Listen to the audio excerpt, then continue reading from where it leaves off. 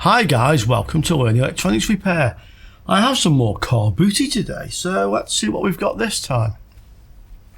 This is a IBM NetVista machine.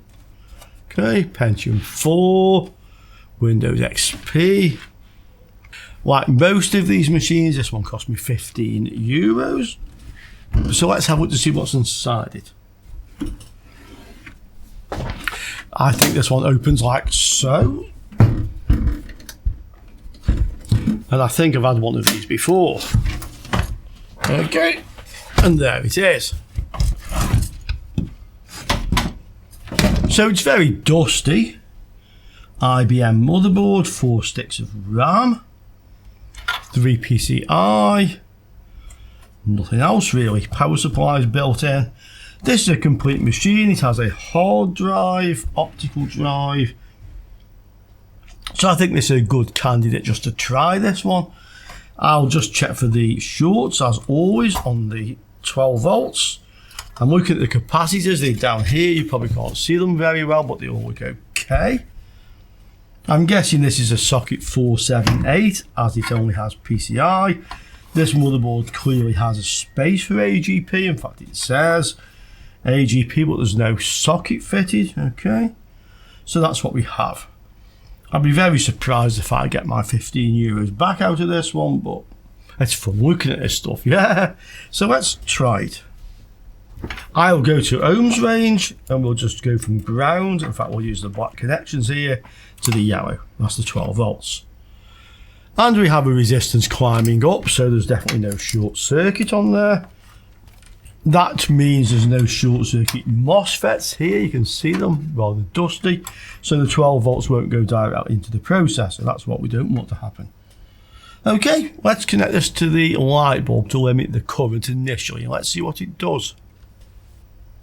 We're ready to go then. You can see the light bulb there. Okay, so let's see what this does.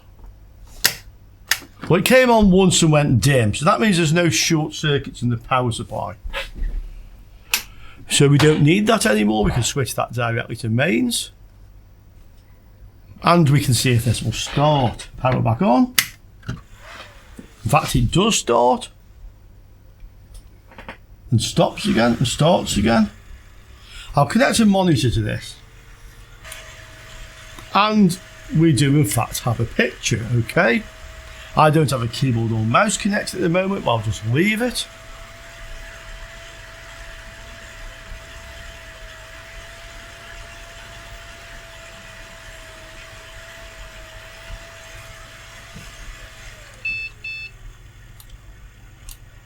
And now it says there is no keyboard, for example, and the BIOS is wrong, I think. Let me see if I can attach a USB keyboard and continue.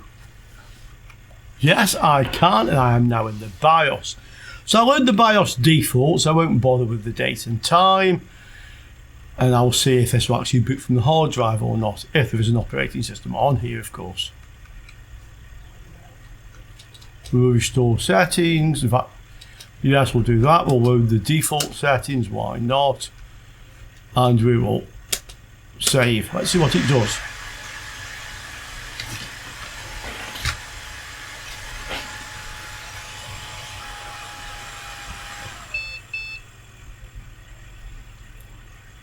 It's now complaining there's no mouse. But it is booting while I went to get a mouse. Okay, so Windows XP loading. And now for some reason it won't see the keyboard. Oh, it is seeing it now. Let me just do it. Yeah, and there's a password on this one by the looks of it. Okay, so I can't actually get into it at the moment. That's fair enough. I'm not really interested in somebody else's machine. This kind of says storeroom. Oh, no, probably not storeroom. This word here. This in Spanish user says almacén, which is basically a warehouse. So it came out of a warehouse somewhere. So I will just shut it back down. I don't have the password anyway. But I can say pretty surely this machine is actually working. So having got a look on eBay at what this is worth, mine is the closest to this model. These are actually sold listings, so this is what people have sold things for. Mine is very similar to this one. It is a 77G, but it's 8177, not 8320. I'm not sure what difference that makes. This is the price this one sold for, £90 with a little bit of postage. This looks like an old machine, actually, this one. So number 2, little Saturn logo or something on it. What's it got in the back of this one? Well, we have the 2 USB, nothing much else in the way of ports, so could be an early P4, socket 478, a bit similar to that last machine, I guess, apart from not IBM. Could be Pentium 2, hard to say, so let's open it up and have a look what we have here. My guess again is a P4 478, but just lately I've been getting quite a lot of AMD machines, so it could be something like an Athlon.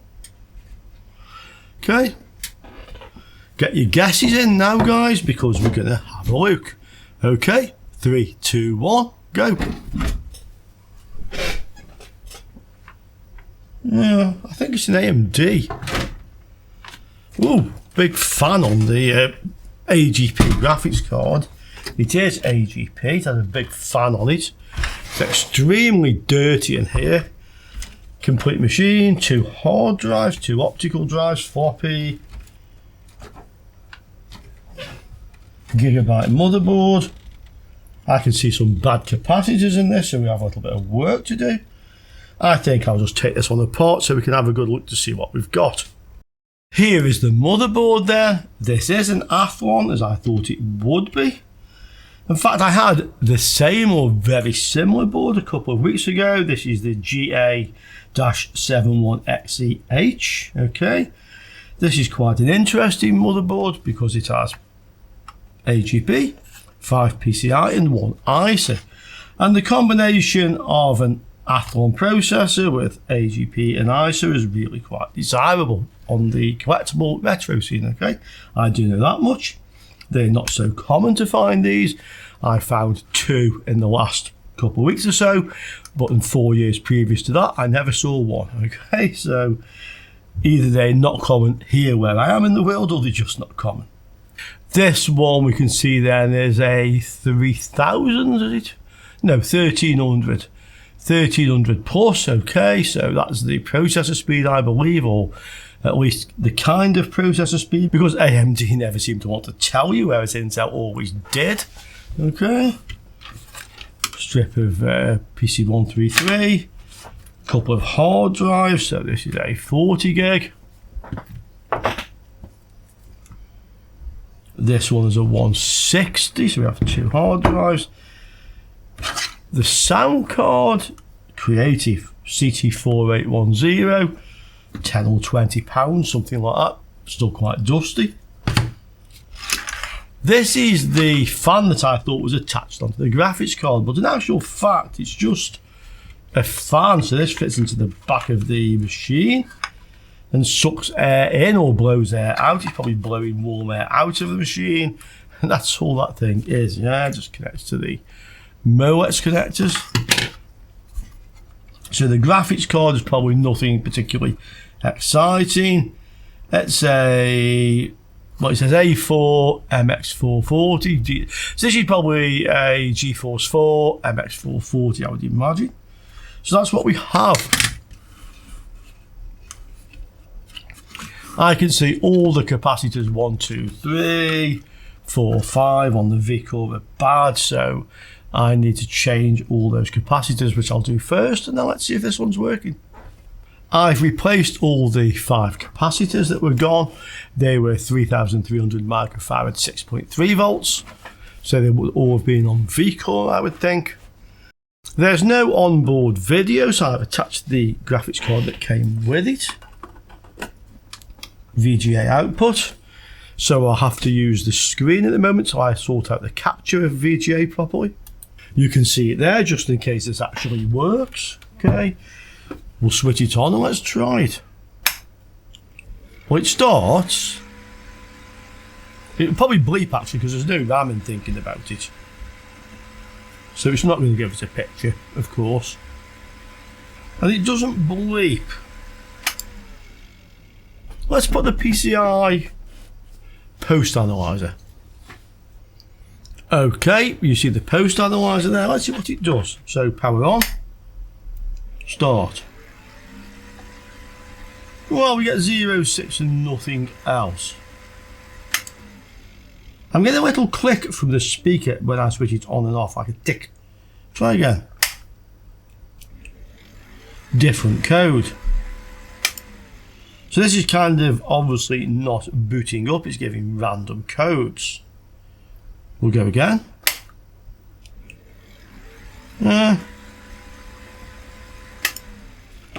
Normally this sort of problem is something related to the fact the processor is not coming out of reset properly or not being clocked properly. I'd be a little bit surprised to see that it is a problem with the BIOS. It could be, but normally you'd expect that to give the same error continuously. Let's just go again. See if we get it to do pretty much the same. That was 0, 4. Yeah, different one. I'll change the CMOS battery. I'm sure that's actually discharged. Okay, we can look. Just get to it. Under here, find a decent ground. Yeah, there's no charge in that at all, practically nothing. Okay, let's change that, but I don't think that's what's stopping it from powering on. Okay, put a new one in, just check it. I say new one, it may have been used before. Yeah, 3.1, that's fine. I'll take the graphics card out so we have just the motherboard with the post analyzer, no RAM. Okay, let's see.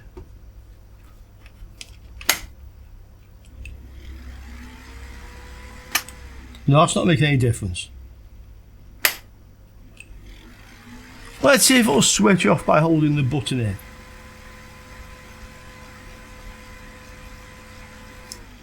Yes, so this probably means the chipset's working okay. Could be a problem with the processor, could be a BIOS problem, it could be quite a few things to be quite honest, guys. I'll stick some RAM in and see if it does anything different, but the fact it's giving like fairly random codes will make it probably hard to determine that. We'll have a look. Okay, I've fitted the RAM. Basically the same. Again. Different code, okay. Let's try resetting the processor and maybe finding another processor as well.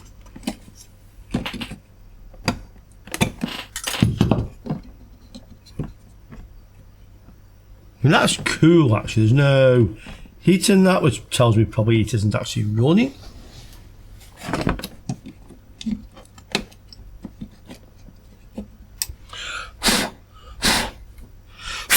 Just blow the dust off it.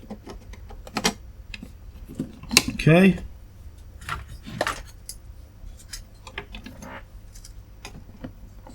I'm just going to hold this against this. I'm putting some pressure on it. I just want to see if it actually does try to boot now. Normally you should be very careful with these processors, bolt the thing on. But I'm just going to put a bit of pressure on it. Just want to see what's actually happening. Okay, let's have a look. Yeah, it's booting. Okay, so it looks like there's some dust or dirty pins. I switched it off very quickly. These things will overheat extremely easily.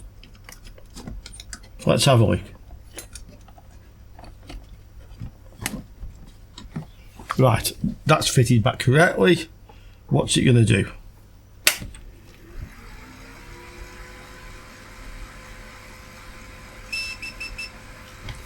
Bleeping, probably to say there's no graphics card. Let's see. starting by itself now for some reason.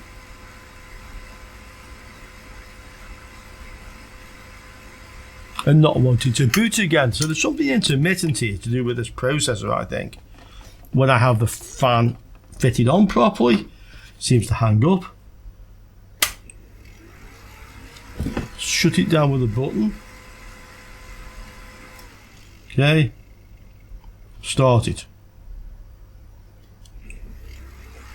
And yet it was definitely booting up, I could see it. Let me just take this cooler off again.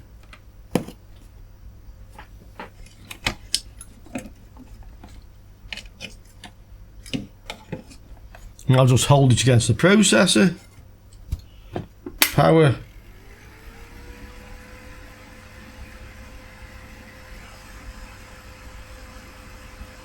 Well, there's something very strange going on with this one. I'll try cleaning the pins properly. I'm just using a paintbrush, a soft one, just to brush out any dirt. It's very difficult with these sockets anyway. I'm going to blow hard into it. Hopefully just to dislodge any dust. Everything else looks clean around here. Let's try again, and then we can also try another CPU. Now it's booting. Now it's stuck in a boot loop, but it's bleeping. Okay. Click this back on again. Okay. Let's try.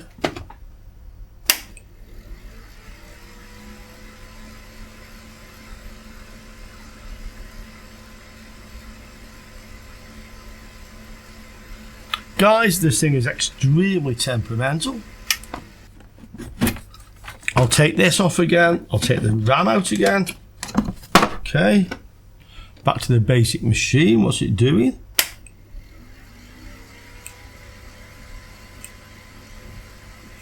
It's like stuck in a boot loop. 3 bleeps. Does it do the same thing every time? Switch it off. Switch it on. Click, click, click, bleeps. Yeah. So it's now doing the same thing every time. That at least is possibly a good thing.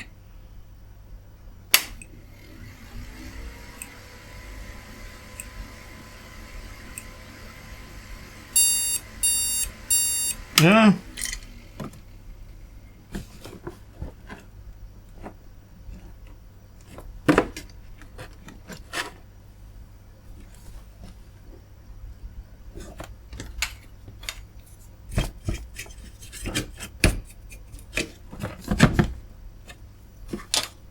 Let's try some different RAM.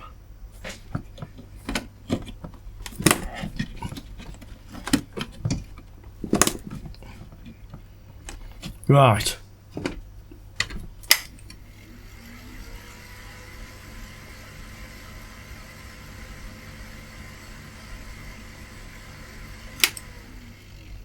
Well, we have different behavior again.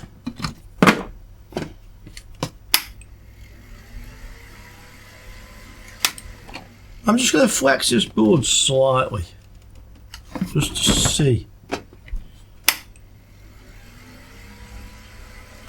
No. Bit of pressure on the north bridge. No. Same on the south bridge. No. Bit of pressure on the CPU. So it's stuck doing something different now to what it was doing before.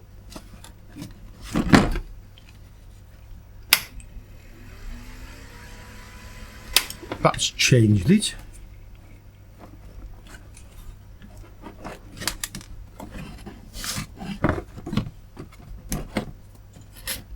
Okay. And we're back to the various codes. We'll just release this again. Set it on there. And we're back to the clicking and the bleep.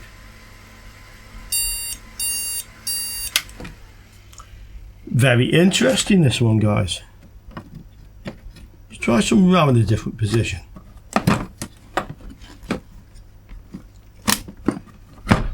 Okay.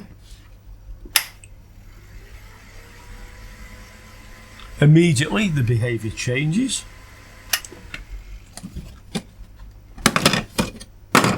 Out. Click, click, click. Bleep. Okay. Changing the RAM doesn't seem to help. Let me see if I can find another CPU that will work in this board. I found another compatible processor. This is a slightly faster one. This is a 2000 plus rather than the 1300 plus, but according to the manual on the internet, this is compatible, so let's try it.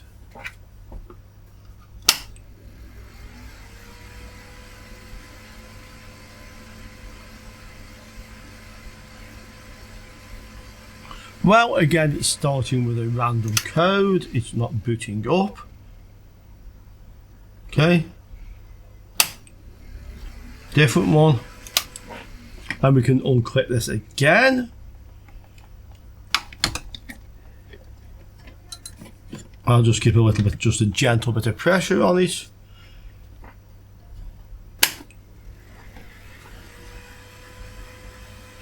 But it's behaving differently from the other CPU.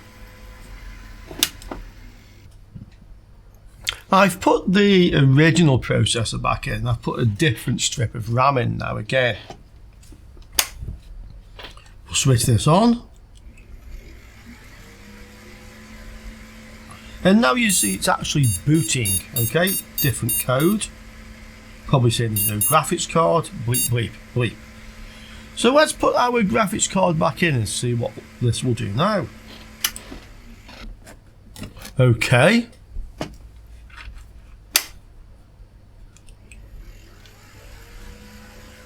Well, once again it seems to be booting, but this bleeping noise.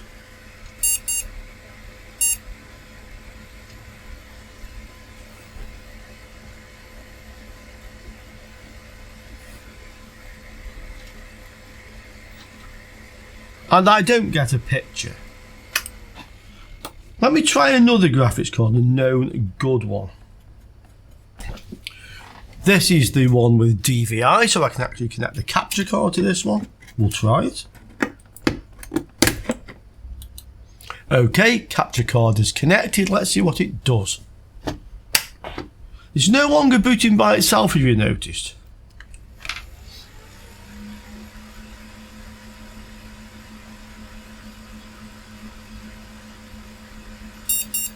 Oh, and we have a picture.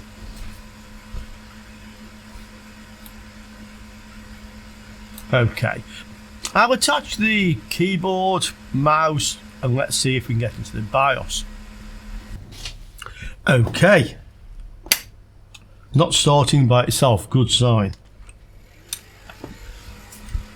Booting.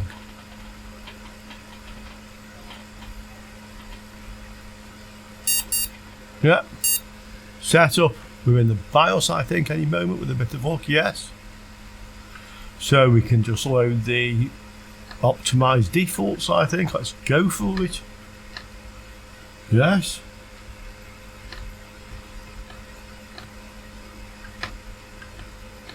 Save and exit. Yes. And then let's try this with the hard drives that came with it, see if either of them actually have an operating system on there.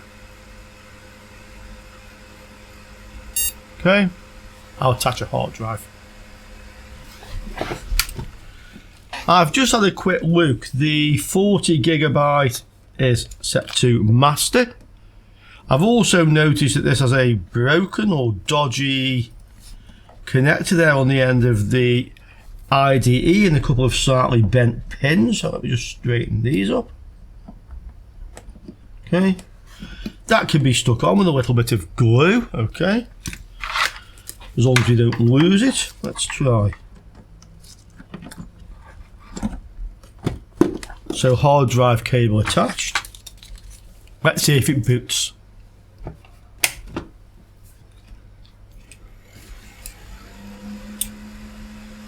I can hear the hard drive making clunking noises. And we're back to this problem again. That's not the hard drive, that's actually the little speaker. So this board unfortunately seems to have some bad connection somewhere. Intermittent. I'll just disconnect the IDE again, but I don't think that will make any difference. Yeah. No longer bleeping, just stuck in this loop. And this sort of problem really, it's not something you can find. I mean, it could be anywhere.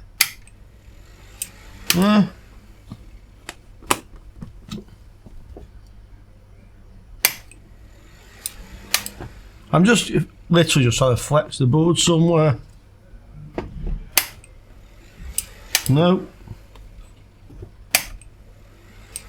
No.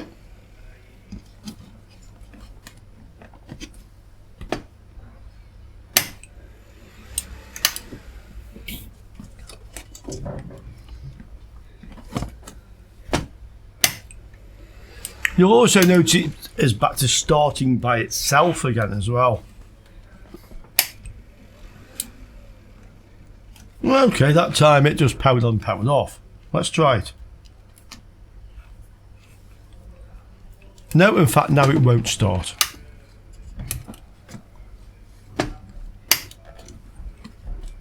Yeah, refusing.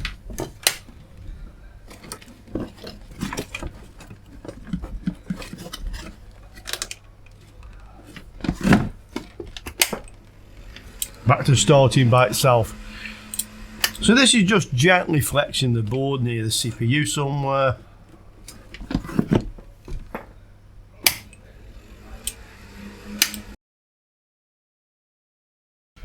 Well guys, after inserting the IDE cable and it was back into this loop where it was stuck and making the clicking noise on the speaker, I have not been able to get it to work again. So if we switch this on, you see that time it switched off, but often it just stays in the loop. So we'll try it again. Won't start. Switch it off and just leave it for a little while. Back on again. And now it won't start. Let's take the CMOS battery out. Removed. Now let's try it.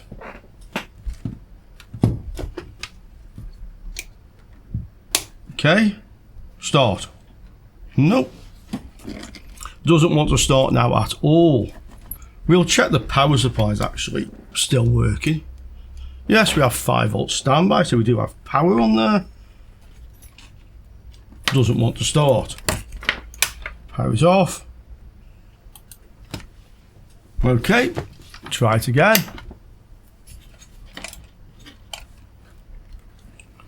So it starts again. And it's now stuck in this loop. Now, the speaker's making the clicking noise, it switched off again, okay? And it's so temperamental like this, it may or may not start again. Maybe if we switch the power off for a few minutes, it will start again.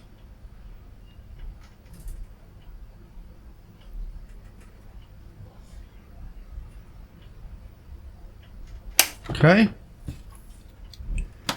Yeah.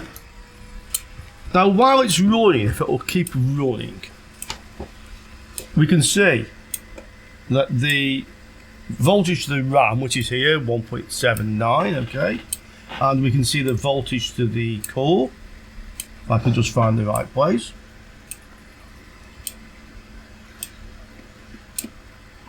Is 1.8, okay. And as far as I know, that's correct for one of these boards and this type of RAM.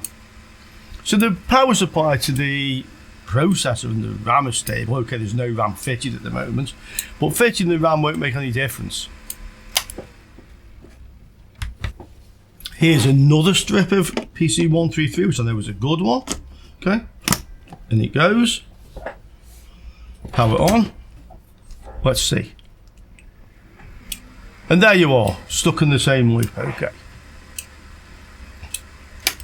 Now what I have noticed, and I'll just do it now, is unclip the heatsink. Sometimes this makes it behave differently. Okay, but not this time. Now I have the other processor, which I think is a good one. But when I put this one in, something different happens. Okay, this is the other processor. Switch on, start. And this one just says, well actually it did the same that time, unusually, but just because I happen to be on video, it's now doing the same thing. Okay, switch off. Back on again. Start. Now it's behaving differently. This is what I expected it to do. Still making the clicking noise, but different codes. So, because both processors act in a different way, basically, I'm not sure if either of these processors are any good.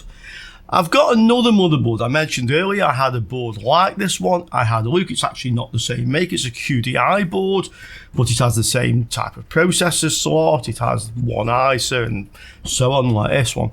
And that one's working. So what I'm going to do now is test both these processors on that board and also check the voltage to the RAM and the processor to make sure this one is correct. Okay, here is the similar board that I have. We'll put the analyzer card in this one too. Okay.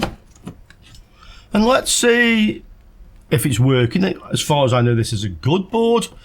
If it is working, then we can test the other processors in this one. Okay. So I'll just try first without the graphics card. Start.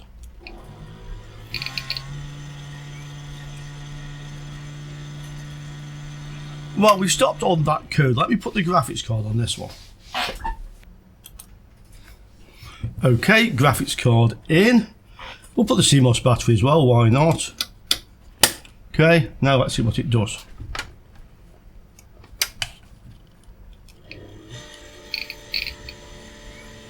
Well, this seems to be having a problem now. I don't suppose there's a problem with the power supply.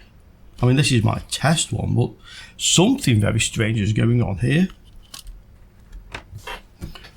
Well, I have another known good power supply, the one I was previously using before I found that nicer one. Let's try this. Okay, so power on, start. Well, what do you think of that, guys? Let me try this power supply on the other board.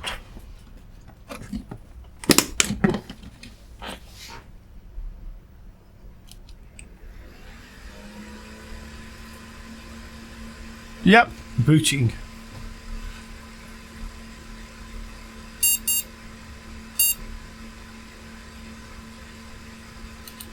And there we have a picture from the BIOS again. Right, let's go back to where we were before now. Let's try the hard drive that came with it.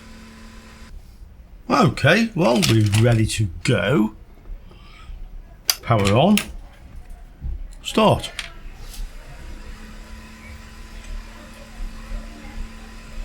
Looks promising.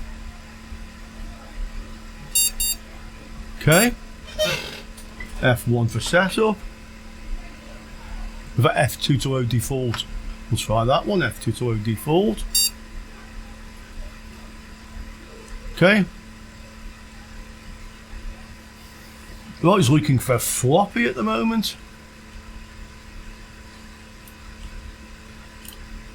It did see the hard drive. Let's see what it does. Okay. Well, I think it might be trying to boot. Yep, Windows XP.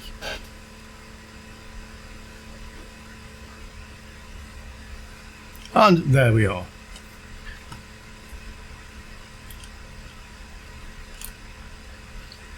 So this is working, it would seem.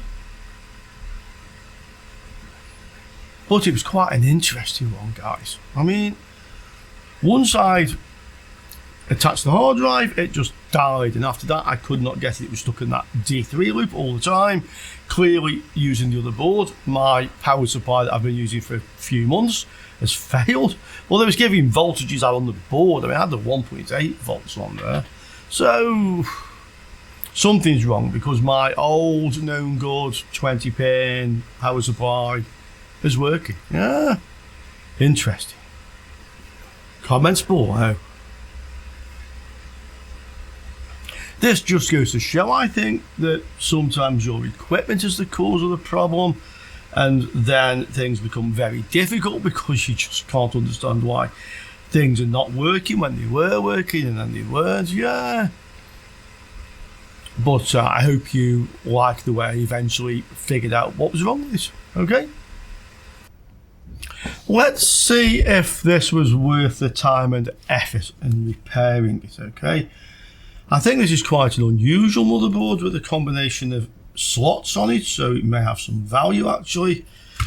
We have the I/O shield, the sound card CT4810, I think are quite common, but they're worth a little bit. And this A4-MX440 may be worth £10 or £20 as well. Let's see. Well, that's exactly the same graphics card that I have. They're asking £26, another one £15, another one £10, but with quite hefty amounts of postage on these. None of them are in the UK. Let's have a look at the sold listings. Has anybody bought any of these? This is the question. Well, that's a different one. That is basically the same as mine, but a different make. £15. So I'm going to say, yeah, this is worth about £15. The sound card, we may as well stay in the sold listings. CT4810. And as I thought, about £10. And they do sell. Yeah. Although somebody put one in an auction, it got one bid. Okay.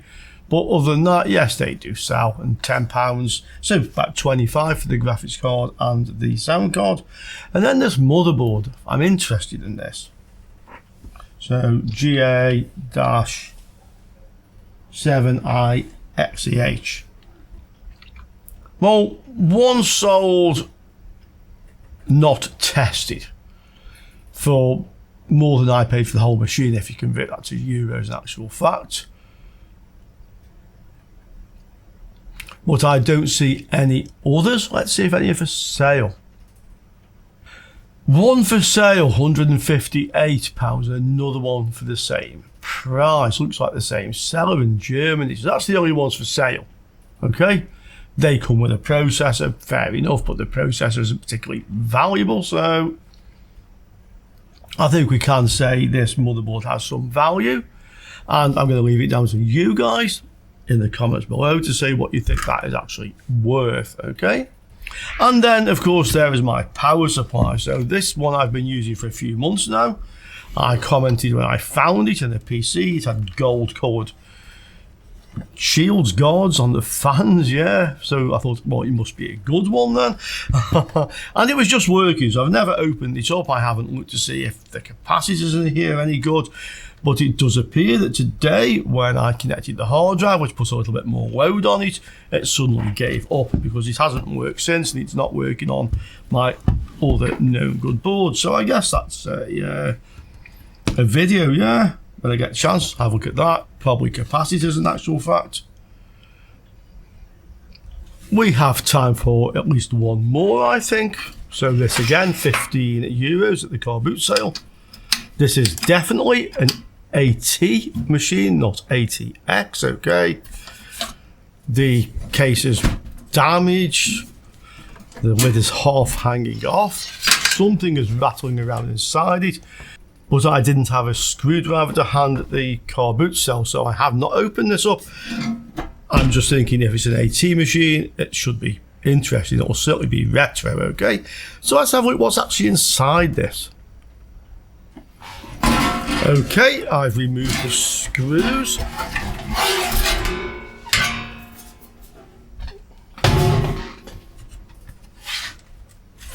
What do we have here?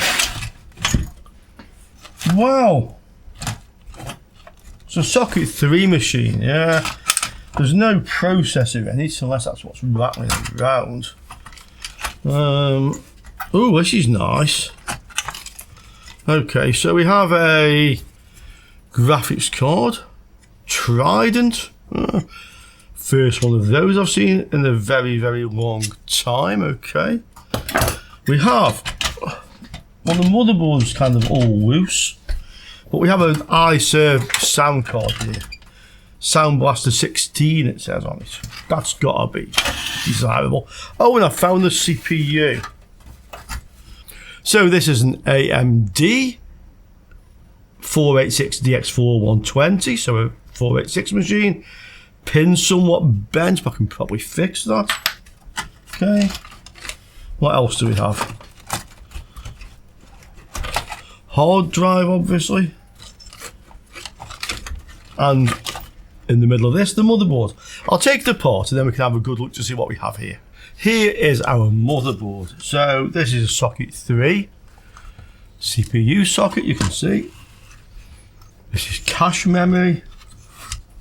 We have 2 DIMMs in here. Or are they SIMs? Yeah. 3 PCI slots, 4 ISA slots, so that's what's on the board. Okay, the AT keyboard connector. BIOS chip. So that's what we have.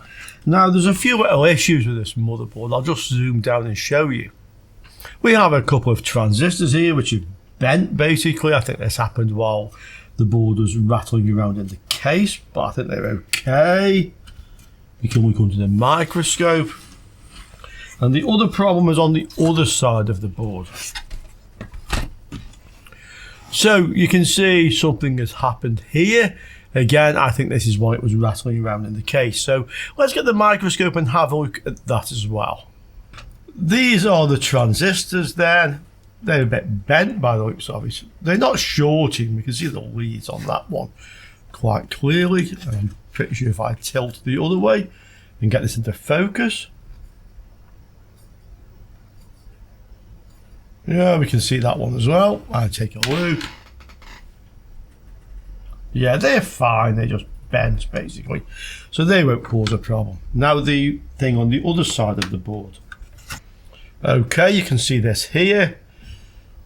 I'm pretty sure this happened while it was rattling around. It looks like possibly a couple of these tracks have actually broken. So we better check that now with the continuity meter. You can see the meter there. Let's check these. So I'm in fact we're just going to try and just dig into the track a little bit. I can always put a bit more of this solder resist thing, this green coating. Meter is working. Let's have a look. Yeah, that's okay.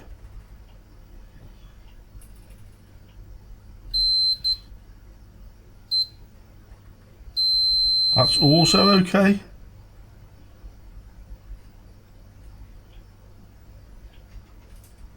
This one.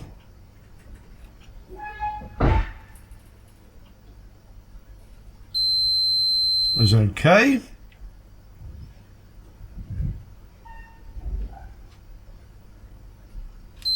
This one's also okay, so it looks like they probably are all okay.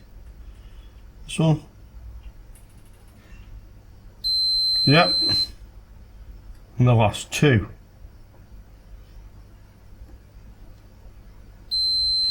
Okay. Okay. Sorry guys, that probably went a little bit out of focus while I was doing that, but they actually are all okay. So I can put some more of this etch resist stuff on, solder mask I think it's called actually. We can buy this in various colours. Because they're okay, I'm not going to mess around with them, to be quite honest. So I think we can test this motherboard. We just need to straighten the pins on the CPU. And here it is. Let me just check them.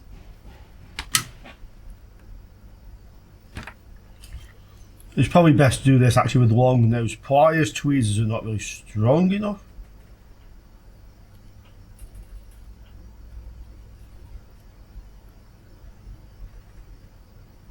Bring that one into line. Let's see what else we have. Yeah, we have a few over here which are a little bit bent. Okay. Just get to an angle where you can actually work. And just straighten them up. Like so. Yeah, just gently with them, guys. So I'll just fix all of these and then let's see if we can fit the CPU into the socket. Okay guys, I've straightened them up. They're pretty straight now, to be quite honest. If they're not perfect, when you put this into the socket, it will probably line them up anyway if you can get it close like this. Okay, so that's what we have. Yeah. Let's see if this will fit. This is pin 1 on the socket, so the CPU has a chamfered edge. You can actually plug these in the wrong direction. You'll also notice that they don't fill all the holes in the socket. There's like a line of them further outwards. Okay, but that is in there. You fit it in very nicely. It's flush, so we can try that. Let's have a quick look at the other cards that came with this and then we'll try it. This is the graphics card, PCI. It looks a bit dirty. We can clean that up with a bit of ISO. So back in the days when they made these, if you wanted to fit more RAM, you just plugged it in basically. Quite why they stopped doing that, I don't know, because it seemed like a very good idea to me. It's a Trident graphics card, TR9440-A. I've not seen a Trident graphics card probably since the 1990s actually. Although we used to fit these in computers when we were building them. Okay, so that's the graphics card. I'll just give this a quick clean. Okay, that looks a lot better. Here is the sound card. So this is a Sound Blaster 16 CT2910. I've not seen one of these either in a very long time. This is an IDE interface for putting a CD-ROM rather than a hard drive on it. Okay. There's another space there for Creative Panasonic drive, but that isn't populated. This is definitely retro. This is an ISA slot, ISA slot. Intel Standard Architecture, I believe that stands for. PCI, I think, is Personal Computer Interface, while we're on that topic. I haven't looked, but I'm confident this will have some reasonable value on the retro market. We'll just give this one a clean as well. Okay, looks pretty good. That's just a bit of isopropyl alcohol on the kitchen roll. Okay. Right, so let's see if this works. I have a known good power supply I can use, AT power supply. Oh, and just before we do, let's have a quick look at the hard drive.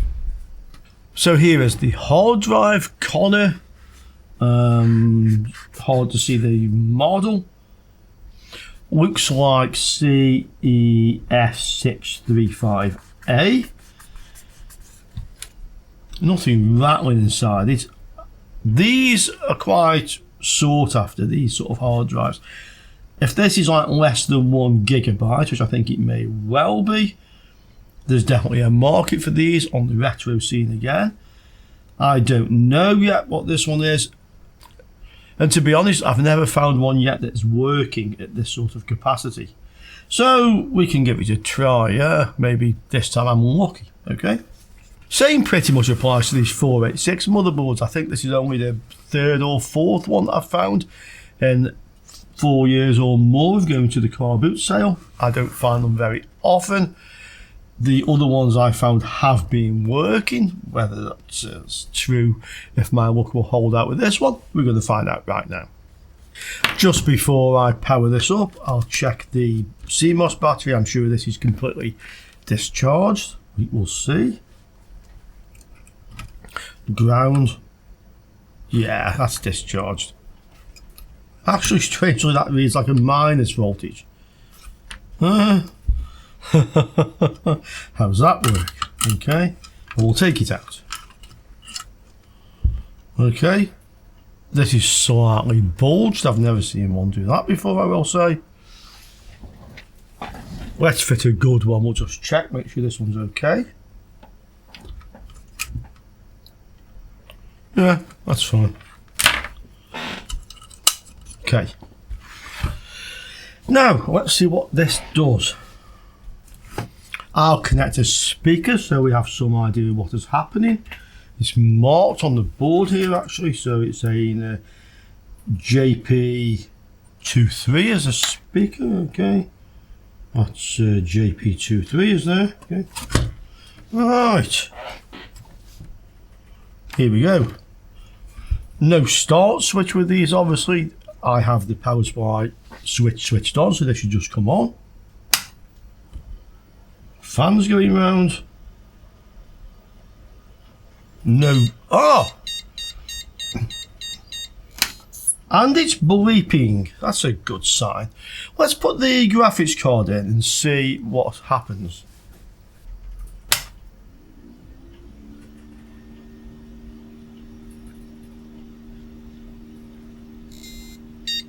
Blue lights on. Hey, guys. Guys. We have a working 486. 8 gig of RAM. Oh, 8 gig, sorry. 8 meg of RAM, yeah. Let's see if we can get it to boot from the hard drive. Okay, I have a keyboard attached to it now.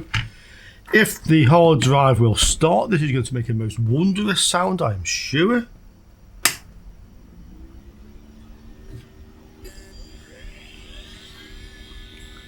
Yes. Okay, it sounded reasonably healthy. Go into the BIOS. Okay, oh, it's a long time since I've seen one of these. So, I don't have a mouse attached to this. I mean, there's no mouse slot. I would need to find a serial mouse. I don't have one. But Tab will get us over to here. It's found the hard drive. It is a 600 megabyte hard drive. Okay. That's quite promising. Let's go for optimal. Okay. And then we need to save. Escape, save changes and exit.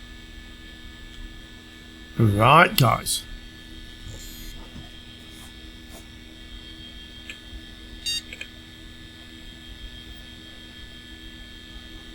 Well,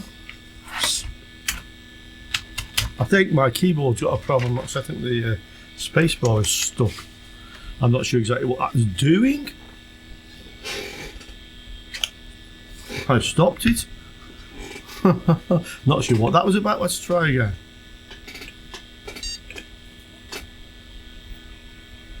Yeah. It looks like there's some problem with this hard drive, I guess. Just switch that off. We'll disconnect the drive. I mean, it does find it.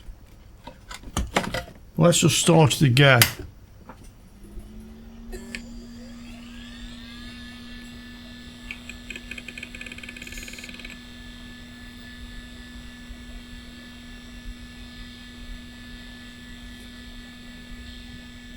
It's thinking about things.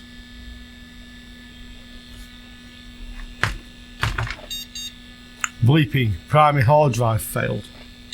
F1 to continue.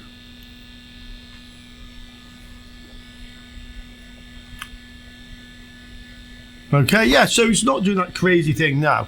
I'll just try another keyboard. I've connected the hard drive back on again.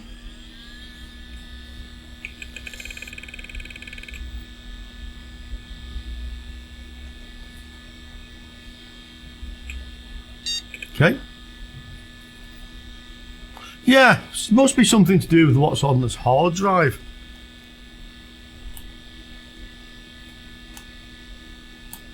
like it's trying to boot or something, but it can't read the drive. I don't have another hard drive of this sort of capacity, especially I don't have one with DOS on, unfortunately, which makes it a little bit tricky to try and diagnose this a little bit further. I have one of these. I'm not sure what's on it. So this is a 2 GB drive, some sort of silicon drive 2, whatever it is. Connects onto this little interface, and this is IDE. So we should possibly be able to boot from this, but I don't know what's on this. That's the thing. So let's have a look. So this, we can just connect it directly to our motherboard. I think it actually goes this way around. I seem to have written the number 1 on it at some time. Okay. I bought this for testing a 486 or 386 I had a long time ago before I had this channel, and I haven't used it since, so I don't remember how far I got with it.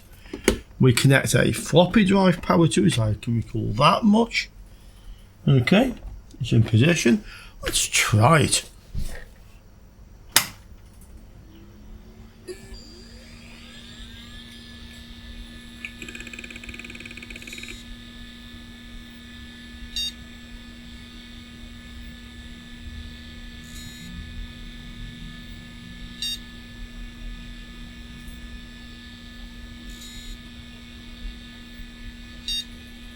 Well, it doesn't like it.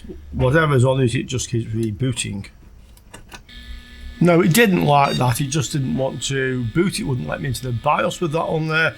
This is back with the hard drive that came with it. Okay, guys, so I've been trying to get this 486 to boot up. I've tried a few things. So I managed to find a couple of floppy disks, but at first, with one floppy drive, and I tried several floppy drives, I was able to format them. I was able to create an MS-DOS boot disk, but after I'd supposedly created, the drive then said there was nothing on the disk, so I thought maybe there was a problem with that floppy drive. So I tried them in a couple of other floppy drives, which said they were not formatted, but said they couldn't format them, and then I put them back in the floppy drive that did format them, and now it says it can't format them. So I think I've messed up these 2 floppy disks, to be quite honest. I'm not quite sure how to recover them. I don't know if I have any more. I may have 1 or 2 at home. I would need to have a look. So what I have done, I've actually put the hard drive, the 600 meg hard drive, onto this test machine, which has SATA and IDE, so I'm booting from my XP drive, and we can see one thing that's for definite, and that is a result of these CHK or check disk files on here. So this disk has some corruption on it. It just says recovered file fragments, which is why I think this can't actually boot on the machine. So right now, I've spent an hour, but I don't have here at the workshop any facility to test this machine properly. I could format this drive at least and see if it is okay, or run a surface scan on it, which is probably the best way. I mean, for now, I'll just leave it alone in case anybody out there has some bright ideas in the comments below, yeah. It'd be nice to thoroughly test that 486, but I do suspect very much it is working in actual fact. Assuming the board and the sound card and graphics card are okay, let's have a quick look to see what it would be worth if we can just prove it is functioning. The easiest things to check first are going to be the graphics card and the sound card, because they have part numbers on them. So this is a Trident. PCI, let's just see what that fetches, and then we can try the model. Yeah, it looks like one of these. Let's see, ours is a TR9440. Let's see. Well, actually, it probably is very similar to that one. TR9440. Okay. And I do find one for sale for £27.90. Have any of these actually sold?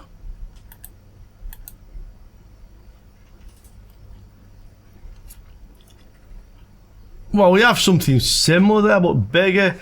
We could probably say it's worth about £15, something like that. The sound card is a CT2910, so that should be quite specific to find actually. Okay, yeah, one there sold for £65 in March, so that is a very good indication of the value of the sound card. Let's see if there's any in the for sale.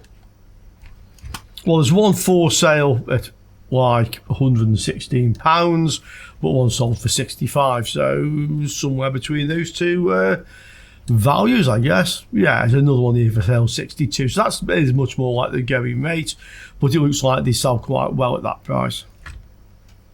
The 486 motherboards are quite difficult because they don't have model numbers on them, but we can search for something like ALI 486 motherboard and get some idea. ALI being the chipset, yeah, £121 there. Looks, that's a Visa Local Buzz, that's a completely different beast in actual fact. These are different things, Super Socket 7, so I can't actually see one listed like that. Let's just go for 486 motherboard PCI, see what that would find. Yeah, this is a bit more like it, this sort of board really.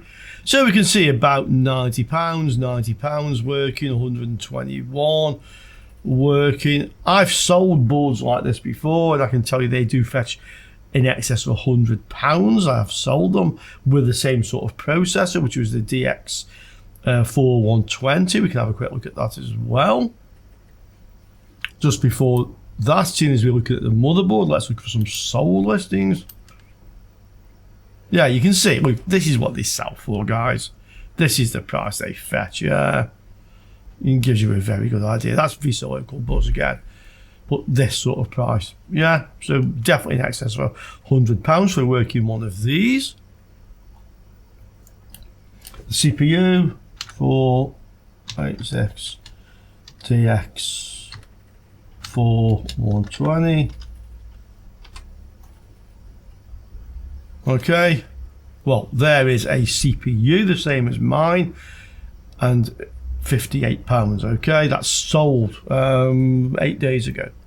Yeah, and there's a motherboard with processor, very much like mine, 158. Okay, so definitely that's quite valuable with the sound card as well.